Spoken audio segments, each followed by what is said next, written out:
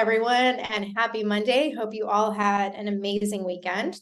So, Stephanie, the big news on Friday was that the Biden administration announced what I consider to be more plans to fuck taxpayers with Biden's climate agenda.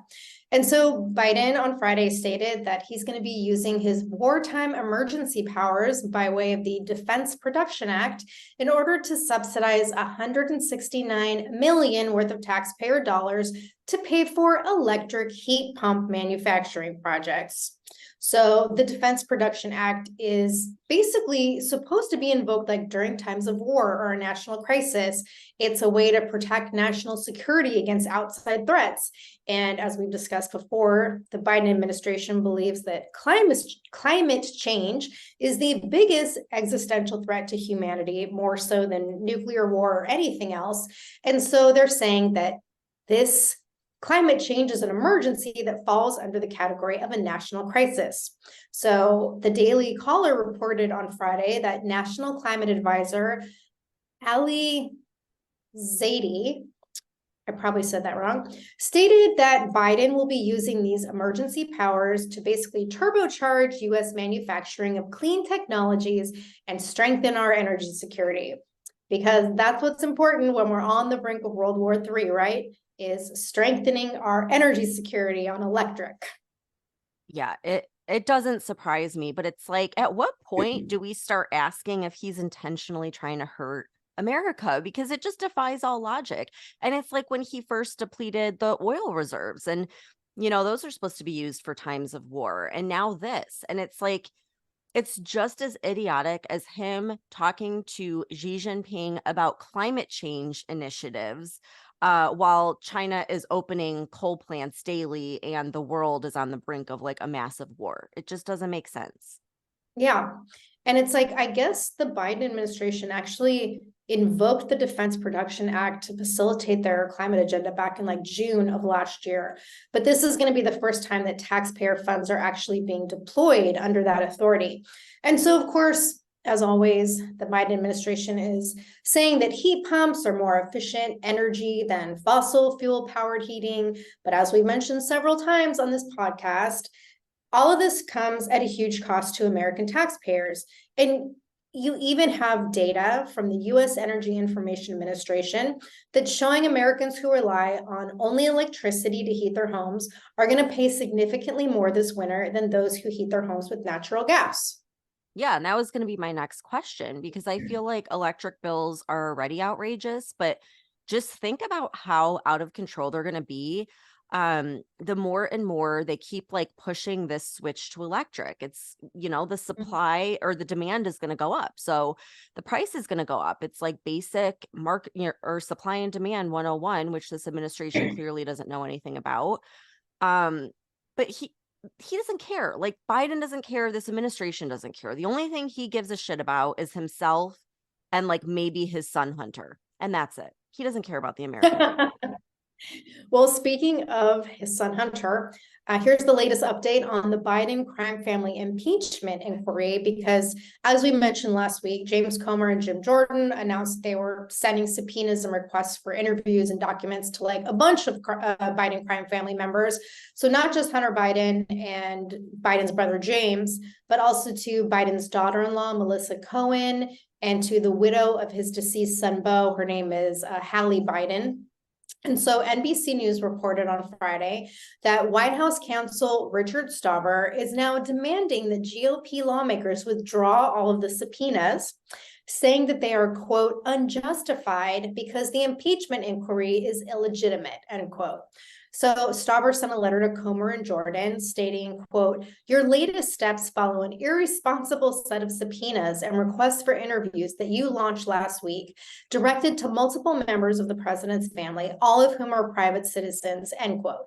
So Stauber is basically claiming that these requests for information are baseless and are a means of weaponizing the power of Congress to attack a political opponent.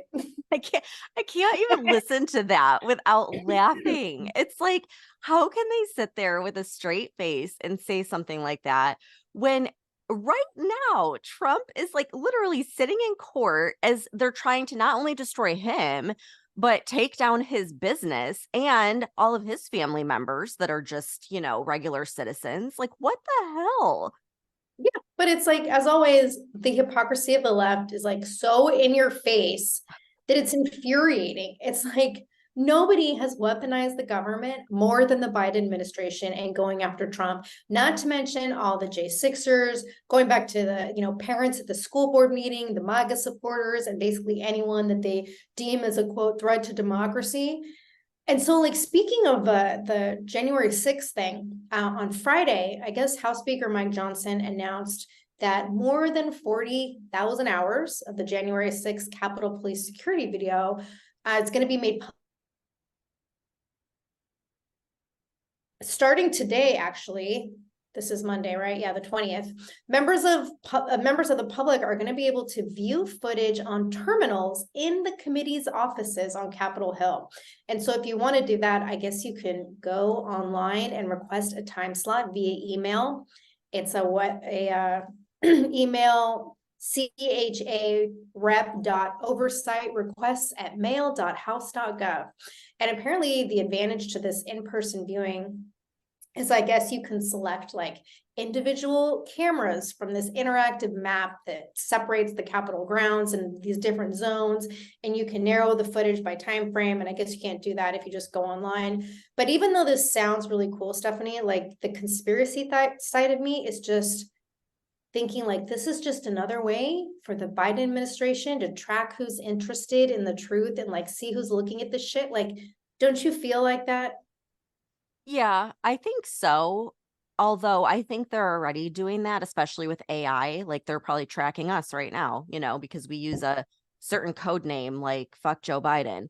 But I think if anything new was going to be revealed with January 6th, I think it would have come out already. I really do, because it's like, multiple people have seen it now. The good thing about the footage being made public is that it did help that QAnon shaman guy, or what they called the QAnon shaman, Jacob Chansley, get out of prison, showing that he was personally escorted through the Capitol by Capitol Police. So I think that this footage could really help the other January 6th defendants in their cases, because they've been asking for this for 3 years and it was not provided to them. And so if it can help them, make a case for why they should finally be released from prison, I think that would be, really helpful. But I don't hold out any hope that this is going to reveal anything we don't already know. No, and I guess like some of the footage is going to be blurred so that you can't identify people's faces. And then they're going to withhold some of the video that they deem to be security sensitive. So obviously that's raising a lot of questions about the actual transparency of releasing the footage at all. And one of the January 6th defendants, Will Pope, I guess he posted on X, quote, releasing batches of J6 CCTV is merely a way for Congress to pretend they're making the tapes public while holding back important footage they will someday get to us in a quote future batch, end quote. Oh no, not end quote. He continued, they gave it all to the FBI in January of 2021. Americans deserve it all in one batch too, end quote. And so then other people have commented that they expect like Google and YouTube are going to censor some of the released footage or the clips that people try to upload to their social media. And I definitely think that's going to happen. Yeah, I mean, I do think it could be a good thing to blur the faces of people, because like I'd be afraid that they would go and either arrest more people or just try to destroy their lives. Like let's say the videos are not blurred and then like all of a sudden you're fired from your job because your employer, like recognizes your face or something, or just like personally being attacked by these crazy like extreme leftists, whether it's online or whatever. So like I get that part. Especially for the people that weren't in the Capitol, but were just like at or near the Capitol. So I don't know, maybe that's a good thing. Well, I guess Senator Mike Lee from Utah is also calling for the January 6th committee to be investigated because he's saying that members of the committee may have deliberately lost or destroyed some of the footage. So it goes back to like what we were saying in the beginning, like, is it really going to matter that they're releasing any of this footage? I don't think No. so. No, I watched an interview. It was with one of like the major, I want to say it was either like ABC or NBC, and she was interviewing Trump, and he had talked about that, about how they destroyed evidence from the January 6th committee. And she's like, no, they did not. No, they, and she was like totally lying. They're supposed to be like the fact checkers, but it's like they've all admitted, like, yeah, oh, the evidence isn't there. We destroyed it. It's like, I wonder why. Yeah. But speaking of the House of Representatives, remember when we did an episode about how Republicans were saying that they're going to fund the Israel war, not fund it, but like give aid by taking money from that outrageous IRS budget that was supposed to hire 87,000 new IRS agents. Yes. Well, apparently they don't need to hire all those agents after all, because they're just going to use AI. Like, what could go wrong with that? The government using AI. So it appears that the money from the Inflation Reduction Act is going to improve technology capabilities for the IRS, which would include AI. And there's a ton of articles out there confirming this. The New York Times headline read, quote, IRS deploys artificial intelligence to catch tax evasion, end quote. So there was another article from Fortune, and I'm just going to read what they said in the article. The IRS relies on publicly available data associated with each tax return when it's building a case for an audit. The data, which is available to anyone who wants to find it, has increased tremendously with the rise of social media and the growing role of the internet for commerce and advertising. A social media presence can alert the IRS to a business with potential income in a way that the agency could not have identified before the internet emerged. The article also goes on to say that they're going to be using third-party data to catch people not reporting extra income. So much for like, oh, we're only going after the wealthy. No, they're trying to find like people who are making a little bit of extra money selling a pair of shoes online or whatever. That's who they're going after. So the article continues to go on, quote, a 2020 government contract with the company Chain Analysis is described, perhaps clumsily, as a contract for pilot IRS cryptocurrency tracing. This type of contract gives the IRS information related to otherwise untraceable income sources so that the agents can detect underreporting. What has changed in recent years is the volume of data it can access, which has skyrocketed. And this isn't just for like new tax returns moving forward. They're going to go back and check old returns and look for discrepancies.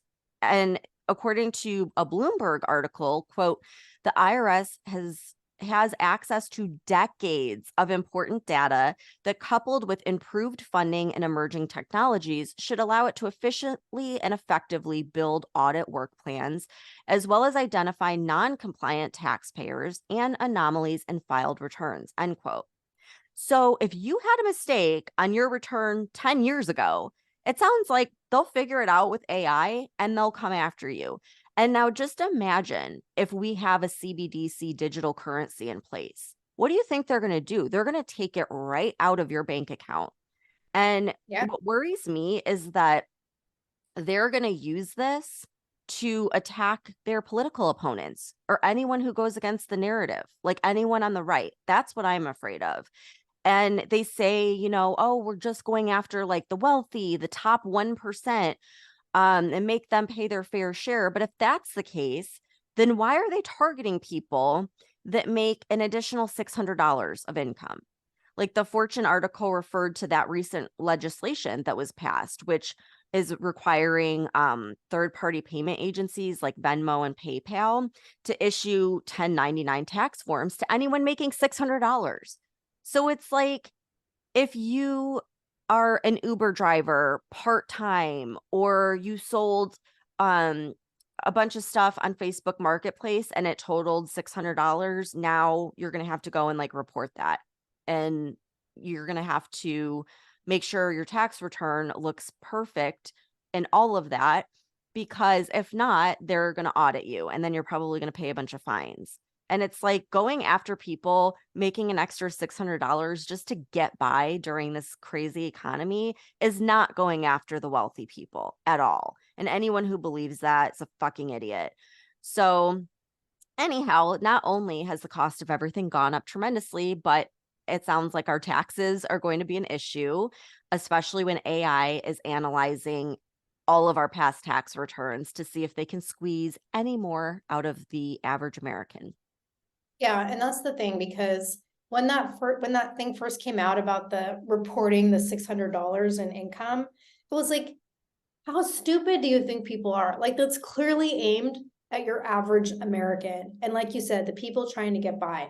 And so I can totally see it, how they're just going to use this to silence like the hardworking, lower and middle class people. It has nothing to do with, fuck the rich people. They make so much money, it's not going to make a difference. This is going to completely affect the lower and middle class. And I swear, I keep just going back to the fact that like we're being conditioned for this very bleak future. And it's like, I just think of the movies where you didn't like movies taking place in 2035 or 2050, and you don't think it's real, but like everything is dark and dismal, and like even people's clothes look sad, and the government controls your every move in your little 15-minute cities where everyone lives in their equally dark and sad building. And I swear, everything this administration is doing is like just taking us one step closer to this life.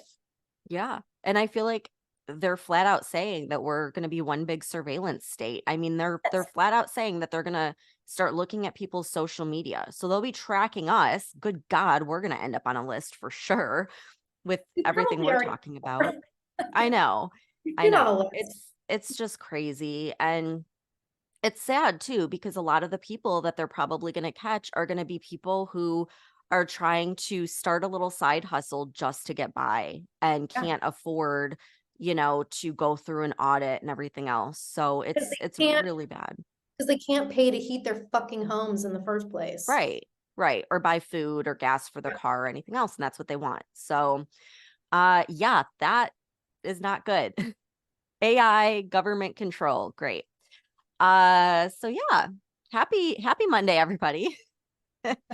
We'll be back on Wednesday, hopefully with some better, brighter news, but you never know.